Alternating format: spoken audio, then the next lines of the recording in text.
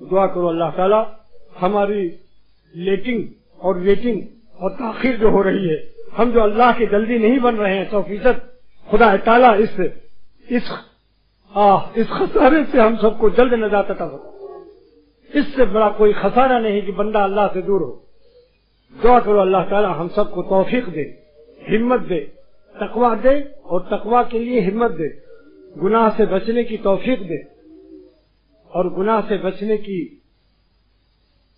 ہمت کے استعمال جو اللہ نے دی اس کے استعمال کی توفیق دے، اور ہم سب کی زندگی کو اولیاء صدیقین کی منتہا تک پہنچا دے کہ کوئی سانس ہماری اللہ کی ناراضگی میں نہ گزرے اور ہر سانس اللہ تعالیٰ کی فرما برداری میں ہماری مشغول ہو جائے، مشتغل ہو جائے۔